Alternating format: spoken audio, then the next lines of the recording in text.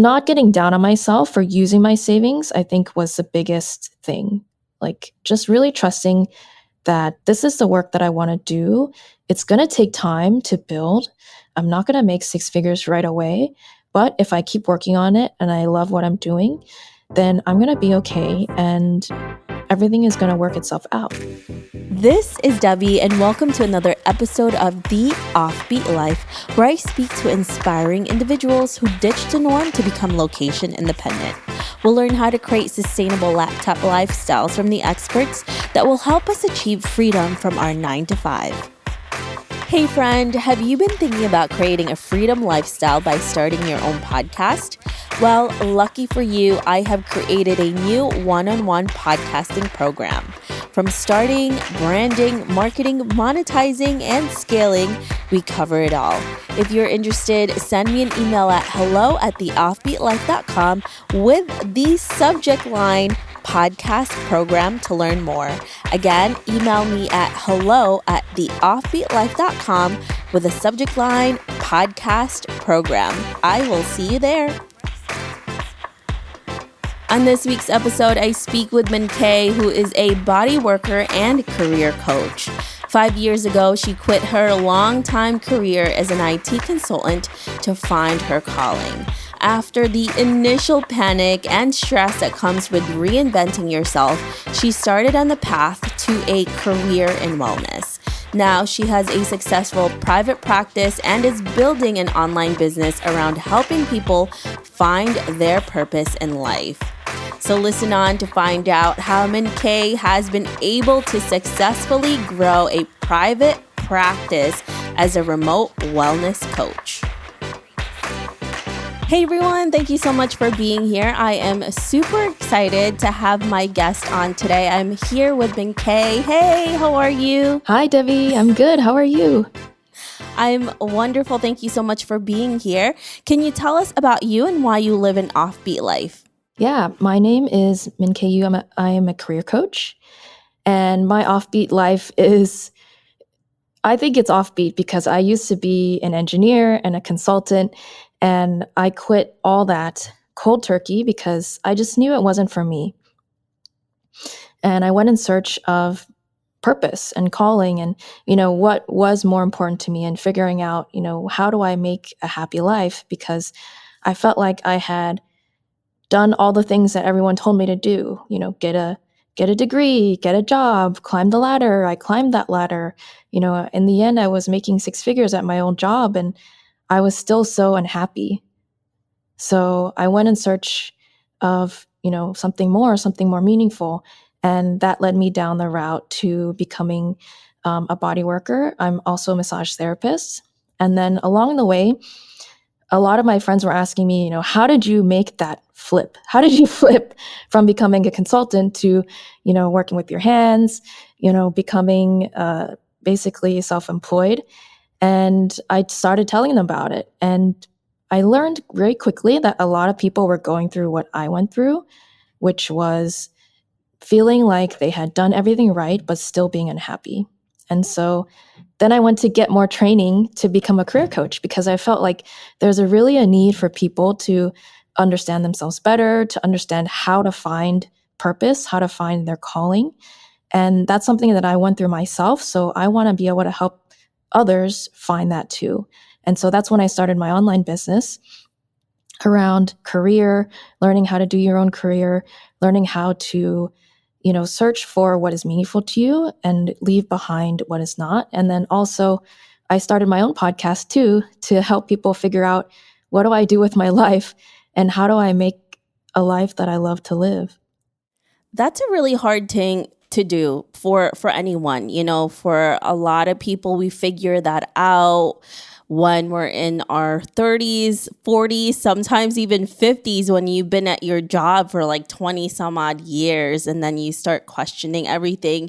You've been happy for like decades, and then you finally get that chance to be like, oh my God, this is not it for me. So what was it for you, Miinkay, that really pushed you over the edge to say, this is not something that I want. This is what society told me to do. Maybe even my family or friends expected me to do this.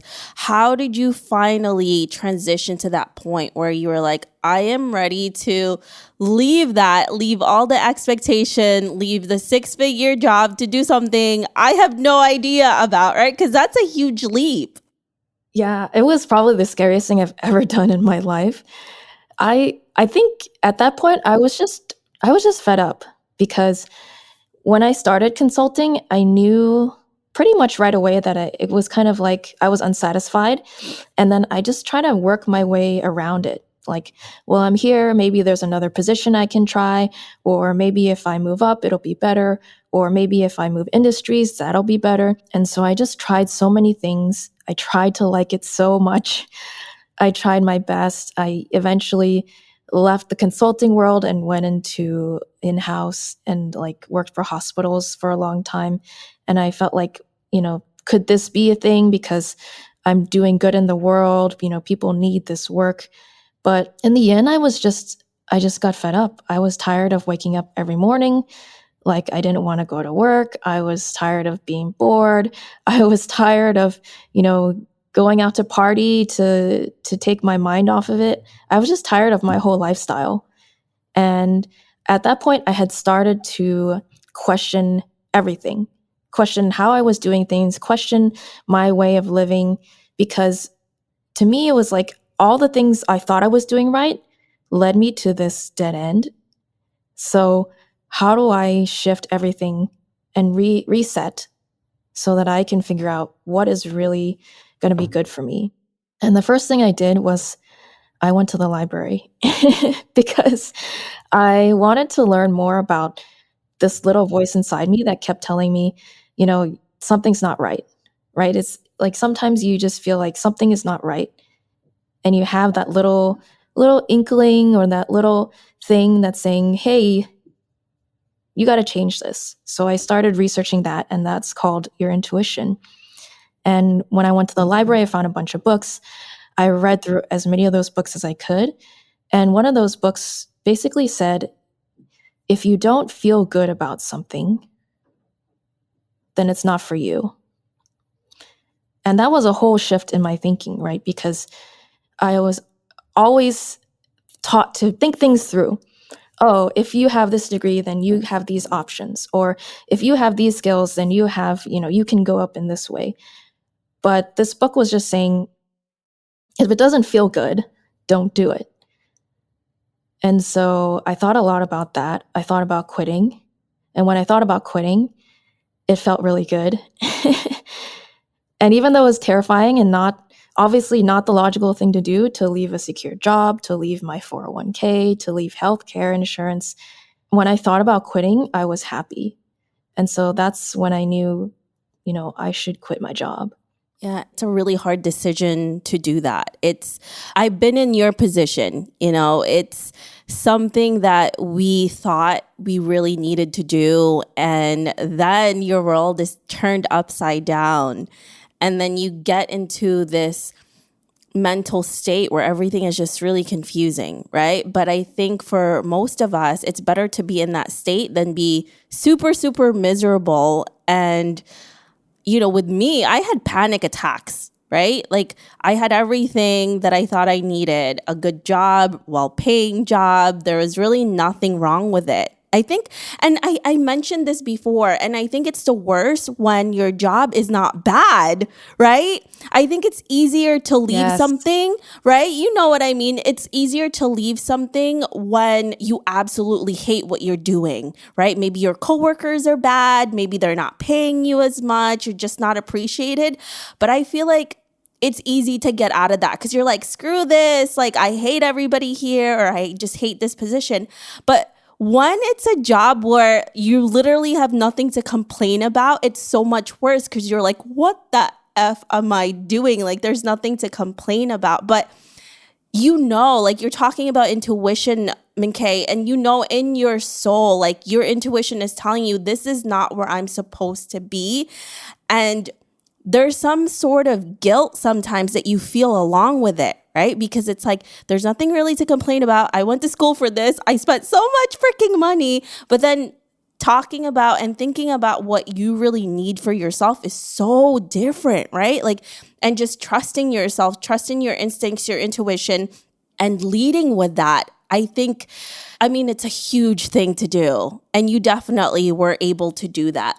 So for you, when you finally took that step and you decided to do something completely different from an engineer to using your hands and then being a career coach, what was that like for you? What was it like to finally leave? Did you have a what now moment? It's like, oh my God, I finally did it. What do I do now?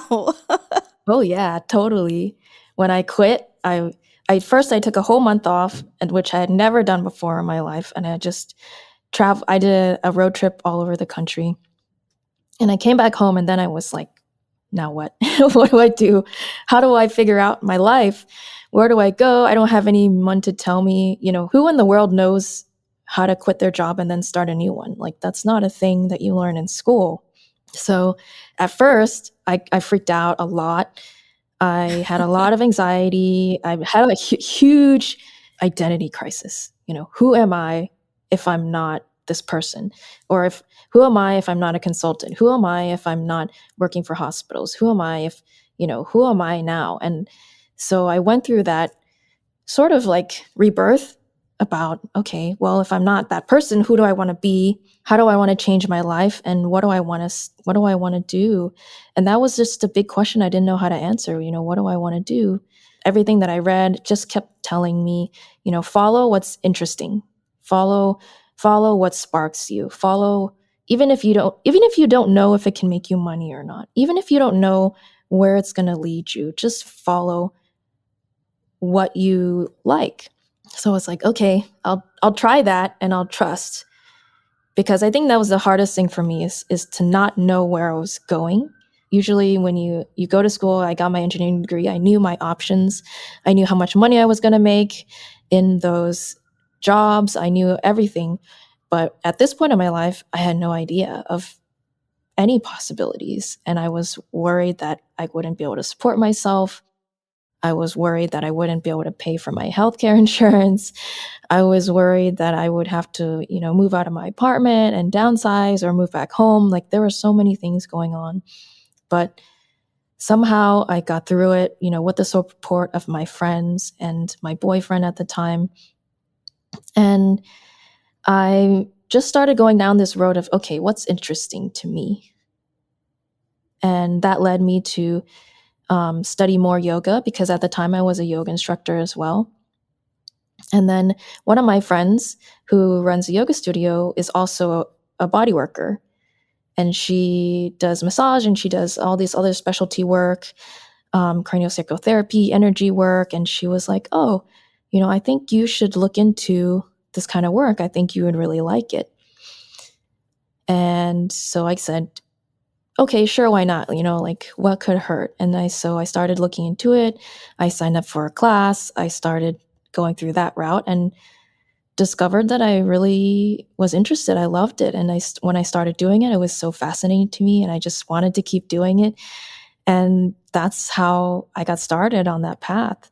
It's so fun when you finally figure out what you want to do, right? And it's such a great feeling when every day is a completely new feeling when you're actually doing something that you enjoy. It's like liberating.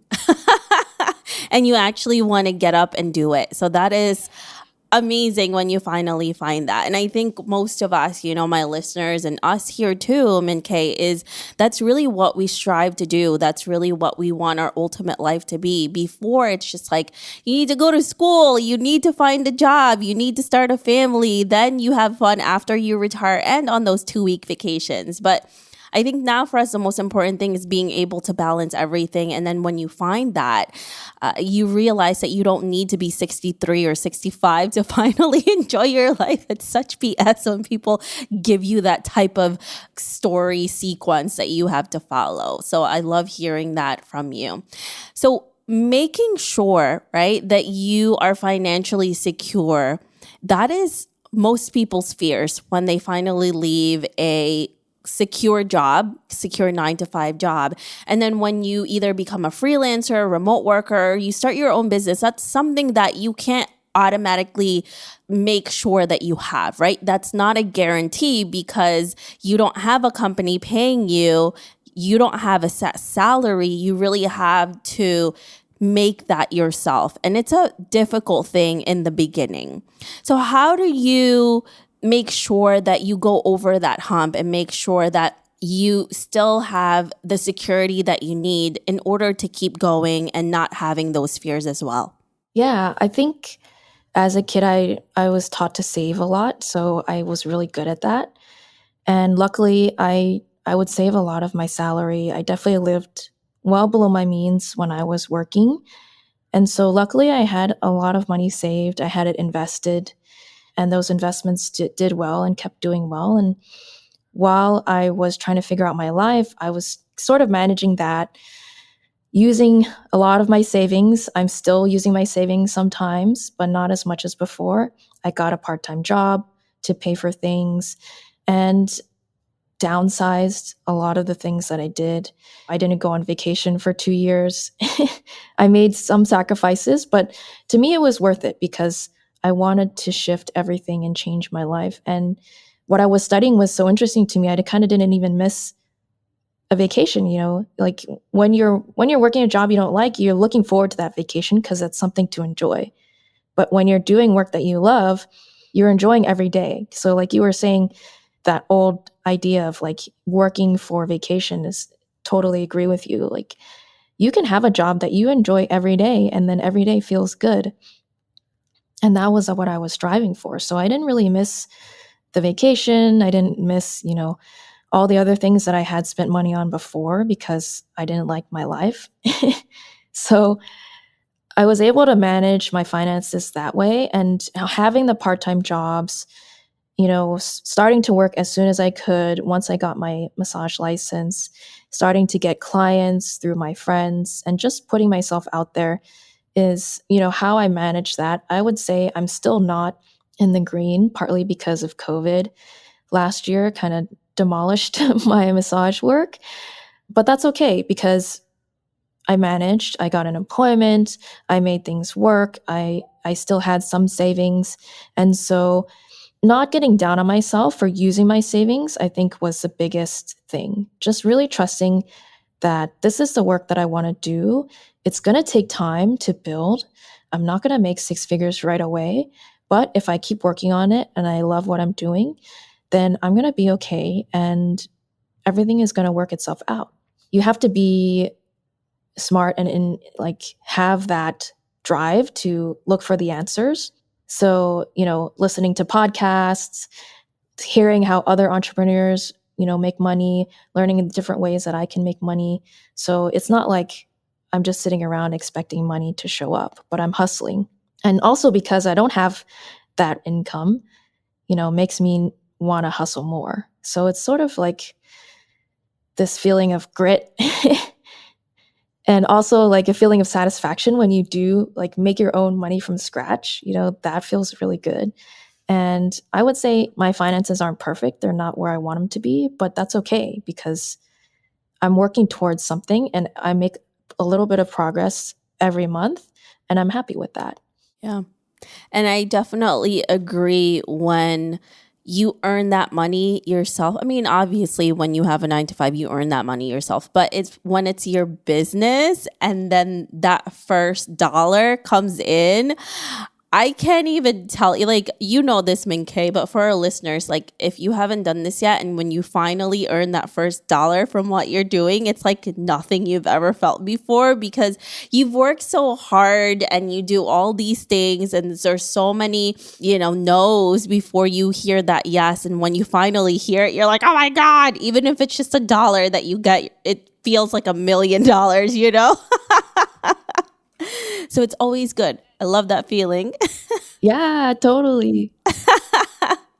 So for you, Miinkay, When you are working from home and you have your coaching clients and you're able to do this, how do you manage your time efficiently? Because it's a lot harder, especially when you're just starting out. You feel like you have so much freedom now, but then that also comes with a lot of responsibility.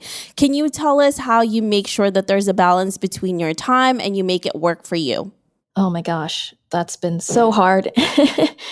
It's totally freeing to have your own schedule, but it's also so hard to keep focus and keep yourself on track, right? And you know this. And so for me, I would say it's always been this trial and error of like, okay, try this idea, somebody's idea this way, see if it works for me. Let's try somebody else's idea, see if that works for me. And so this has taken like 3 to 4 years of experimenting different ways to be efficient. But this is how I figured out what really works for me is I do the miracle morning. I don't know if you've heard about that, but it's basically a 6-step ritual in the morning. And it's just a way to start my day. And it involves meditation, exercise, journaling, affirmations, and this is all like within an hour, maybe it's more certain days and a little less certain days.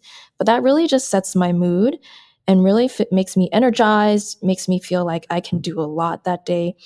The days that I don't do it, I notice that I feel really scattered.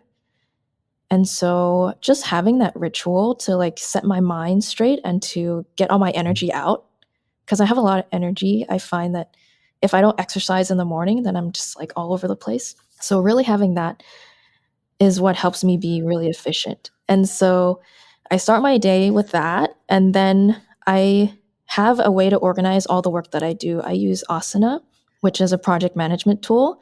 And so I group all my work into projects. So I have my podcast, I have my coaching, I have the marketing that I'm doing, and certain projects too. Like right now, I'm kind of revamping my website. I'm working with someone to do SEO. So all those are different projects. And then I set aside 2-hour blocks to work on each project. So a task on each project. Today, after this interview, I'm going to work on my next podcast. I'm going to edit it, set that up, write all the intros and outros.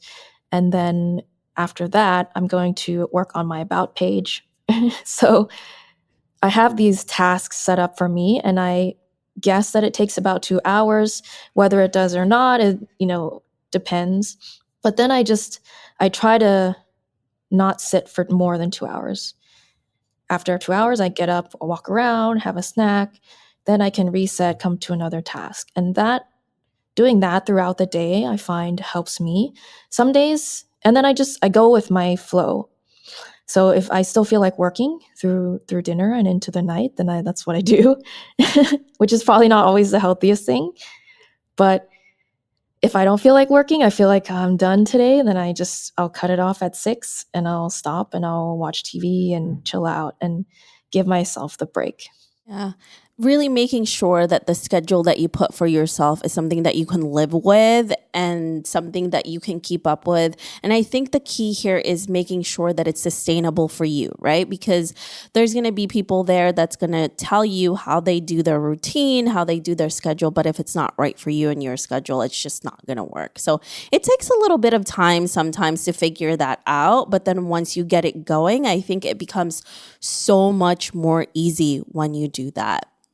So, Miinkay, when you transitioned and you were getting traction going, how did you land your first client? Well, my first client was actually one of my friends. He was a friend that I had known for a long time, and he had been following my newsletters and my posts and my Instagrams. And I had talked to him a couple of times about my work. And it wasn't until maybe like 6 months after I had started that he said, okay, I think I could use your help.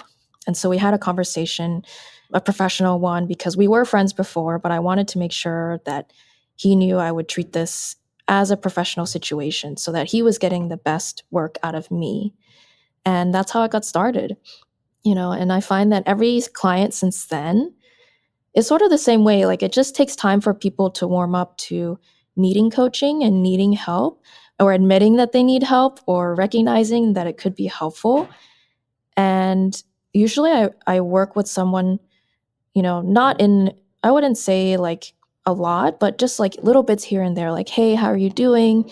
Hey, I heard about this or I remember this problem about this topic you asked me. How did that go? So like following up and keeping up with the relationship. And then, it usually takes like 3 to 6 months before someone wants to hire me. And I think it's because they just want to make sure that they actually need it and that like this is going to work out for them, because one-on-one work and one-on-one help is definitely expensive, but can be so rewarding. And I think a lot of people just have never spent money on themselves that way.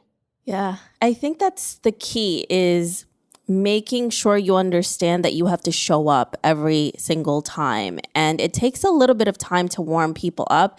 And the biggest mistake that a lot of entrepreneurs make is thinking that this is going to happen overnight. Like you're talking about Miinkay, it took you a few months, 6 months to get this person to finally trust you, even though they knew you already. So look at that. Even though this person knew Miinkay, it still took them 6 months to pull the trigger because they're still thinking about it. So if you're in this, if you started your business and it's a few months and you're not getting anything, don't stop. Keep going. Obviously make sure that what you're doing is right for you, your audience, the content you're creating and putting out there is a good message, but also making sure that you stick it out for a while, because it definitely doesn't happen overnight. And that's such a good lesson to learn from Miinkay's story right there. So thank you for that reminder, Miinkay. That's so important to learn.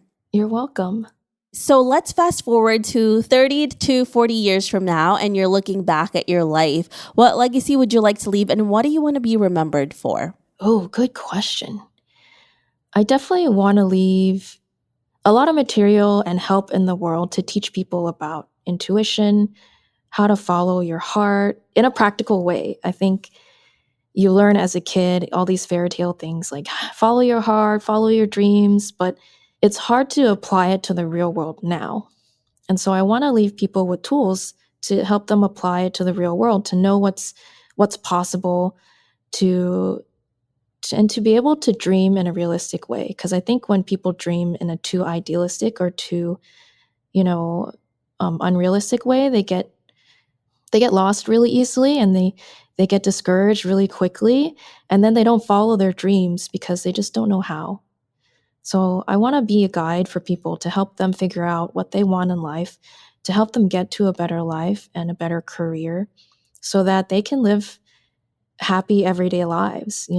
Some of the things that I'm working on are programs to help people through those transitions, the podcast, I hope to leave a huge legacy with, and just, encouragement for the world, like being a voice, an advocate for following your heart, but in a practical and realistic way. Absolutely. That is such a great goal and great legacy to want to be able to have for yourself, for your life, and for the future as well. So thank you so much for sharing that with us, Miinkay. All right, so before we say goodbye to you, I have 5 rapid questions that you have to answer, Miinkay, in 1 sentence or less. I mean, if you go a little over, I won't be mad at you, but Okay. All right, are you ready? Okay, I'm ready. All right, so what has been the best money you've ever spent while you were abroad, and why? Oh, definitely. I went to Japan and I bought the go-kart racing package where they drive you around Japan for like 2 hours, and it was expensive, but it was totally worth it and so much fun. That's awesome and sounds really fun too. All right, so describe what your ideal day would look like. Oh, reading on a comfy couch overlooking like a national forest, somewhere peaceful. Oh, that sounds so nice. I'd like to be there too. Okay, where is the best location to live as a remote worker? Oh, anywhere. But the first thing that comes to mind is Canada, just because of all the forests that I love. Yeah. Oh, really? Okay, where in Canada? I really love Banff. Yeah, I have to visit Banff because I've never been there. I've been seeing so many beautiful photos of it. So definitely one day I'm going to have to try that out. Yeah, it's super pretty. All right. So if you could have a superpower, Miinkay, what would it be? Oh, cooking things really quickly. Like under 5 minutes, making an amazing meal. Oh my God. I've never heard that superpower, but that is amazing. Like, yeah, I love food so much. If I could cook something or if it just magically appears, right? Like if I just say a food and then it magically appears, that would be the best thing. Oh my God, Miinkay, you're onto something. You are onto something. Okay, that's a good one. So what's the one thing you wish you did sooner? Oh, quit my job. That's awesome. Well, thank you so much, Miinkay, for being here with us. We really appreciate you. If our listeners want to know more about you, where can they find you? Yeah, definitely. You can go to my website, miinkayu.com. It's spelled MIINKAYYU.com. And I'm on Instagram, Twitter, Facebook at Coach Miinkay. Awesome. Thank you so much. We really appreciate you. Thank you so much again for being here. Thank you for having me. This was fun. I hope you enjoyed this interview with Miinkay. Make sure to visit theoffbeatlife.com. Again, that's theoffbeatlife.com to get the extended interview where she shares how to follow your intuition and use it to guide you on your journey. Hey friends, I know you love discovering new podcasts as much as I do.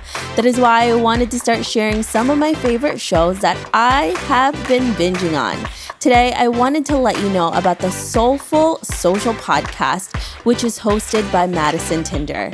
If you're looking for business and marketing tips, check out the Soulful Social Podcast, where Madison Tinder talks all things growing your business online and using marketing to sell your services.